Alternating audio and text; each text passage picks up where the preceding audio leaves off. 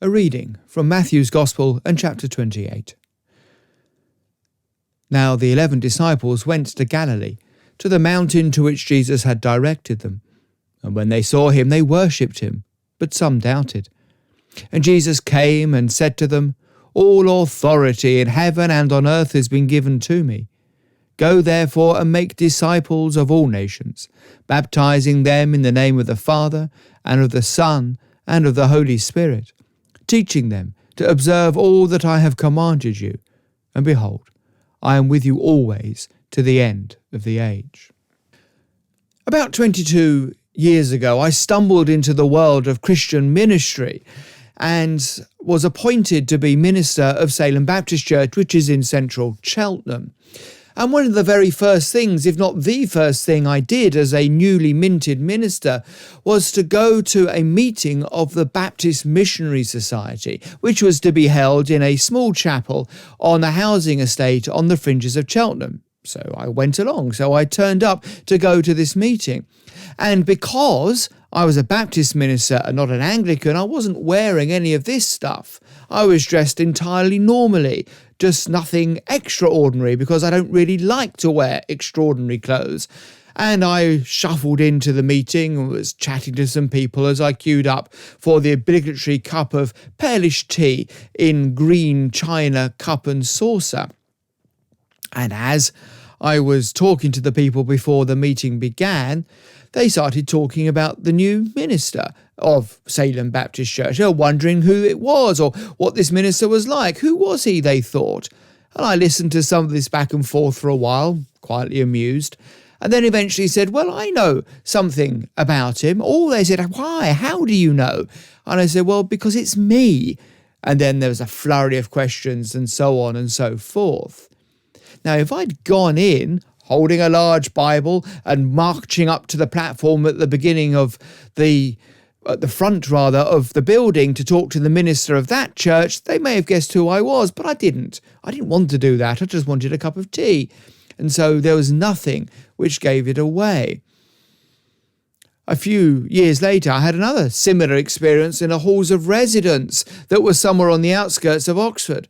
At that stage, I was teaching on a course training youth ministers, and we were staying for a residential at this block. The degree was being validated by Oxford Brookes University, so we were using one of their premises.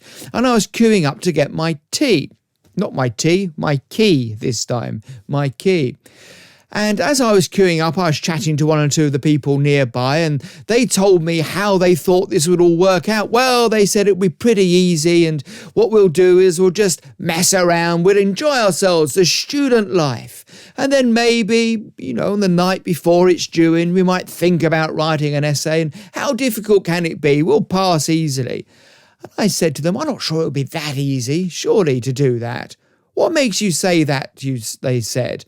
Well, I said back to them, because I'm one of your lecturers and I might know what you're doing. And there again, they hadn't got a clue. Why? Well, because I hadn't marched to the front of the queue demanding as a lecturer I should be given my key first. I wasn't walking around with a clipboard and looking all official. I was simply joining the queue with everybody else with my little pull-along suitcase. Now, the point of all of what I'm saying here is that you can tell who somebody is often by the things that they do. It's the old saying, isn't it? Actions speak louder than words. If I'd acted like a minister, holding a Bible, walking to the front of the building, talking to the other ministers, well, they would have guessed who I was. If I'd acted like a lecturer, just going forward, picking up my key at the head of the queue, perhaps looking like a little bit older than I was, perhaps holding books or clipboards or anything else, then they would have guessed who I was. But I wasn't, and I didn't. So they didn't. And this is really why we come to an understanding of who Jesus is. It's not by anything about him to look at. It's not because he looks like God. It's because he acts like God. Actions speak louder than words. And this is why in John's Gospel, all these things that Jesus does are called signs, because they point to who he is. They point to what he's like. It's because he can do these things, these signs, that they understand him to be God. He did the things that only God could do. Therefore, he must be God. That's how we understand Jesus' nature. It's not because he simply said, I am God. Let's be frank, if he'd done that, he wouldn't last very long. But it's because he did the things that only God could do. And so the earliest Christians understood that Jesus must be divine. So, have we got two gods then? Well, no, you can't have that. Remember, Jesus himself, when he was teaching, said the Lord your God is one. There is one God. So, therefore, we now have Jesus who acts and does the things that only God can do, and you have the Father. So we have an understanding that there must be two persons in this Godhead. And then there's more.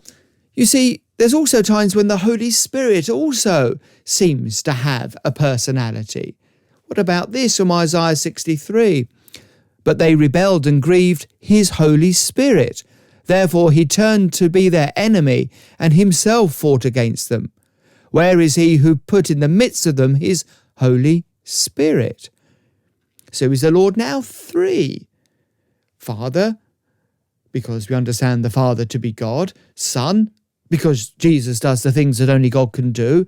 And Holy Spirit, because he seems to be the Holy Spirit of God, and yet also seems to act separately in some ways, as we see in this passage from Isaiah. And then we come to today's reading. We have Father, Son, and Holy Spirit go into all the world, baptizing them in the name of the Father and of the Son and of the Holy Spirit. So we have three persons there, but baptizing them in the name of the Father and of the Son and of the Holy Spirit. The name is singular, in the name of the Father, the Son, and the Holy Spirit. So we have, therefore, evidence from the actions of these people, these persons of the Holy Trinity. We have evidence of their divinity, the Father, the Son, and the Holy Spirit, and yet we know them to be one. And so we have this understanding of God being one, but known to us in three persons. Any further than that, we can't really go. We can't really reduce it down any more than that without committing some sort of Trinitarian heresy or another. In the end, this is the doctrine of the Trinity. It's the insistence that God is one, and it's the insistence that the Father, the Son, and the Holy Spirit are all God. That is the core of the Trinity, and beyond that, we cannot go.